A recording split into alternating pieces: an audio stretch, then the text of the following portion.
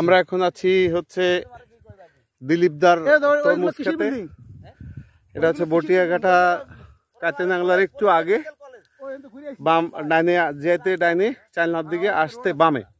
আমরা ঢুকে দেখছি যে শত শত বিঘা জমি এখানে তরমুজ চাষ হয় এবং উন্নত জাতের তরমুজ, যদিও একটু ছোট হয়, যাতে একটু ছোট হয়, কিন্তু এটা অনেক মিষ্টি হয় এবং খুব সুস্বাদু।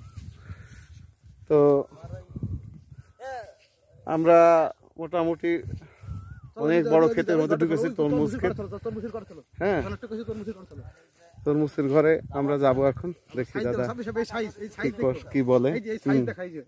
সুন্দর সুন্দর, হ্যাঁ, এই যে বড় বড় সাইজ দেখা যাচ্ছে। এই যে এদের মূল্য ভালো, ওরা 6 কেজি 7 কেজি বা 8 কেজি হবে।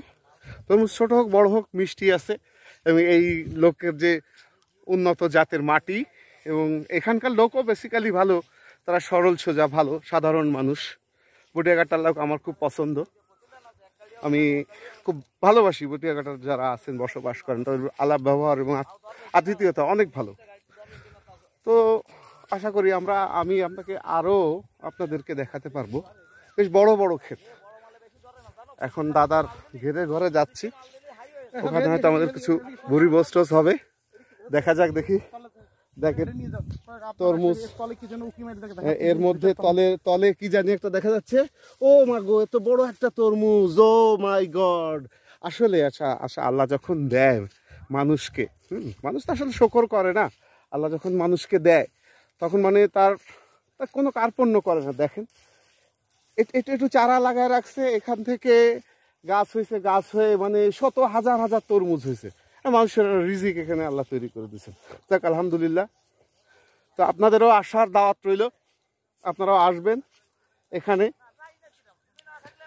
খেতে এসে তরমুজ দেখা, খাওয়ার চেয়ে আসলে খাওয়াটা তো বড় কথা না, আমরা তো খুলনাতেও কিনে খাই, কিন্তু এই যে খেতে আসে, এই যে হয়ে রয়েছে, এই যে মানে অনেক লক্ষ লক্ষ তরমুজ আমরা দেখতে পাচ্ছি, এটা অনেক একটা আনন্দের ব্যাপার।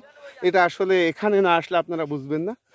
তো আমি আর একটু ঘুরে দেখি, ততক্ষণে বাই, আবার কথা হবে।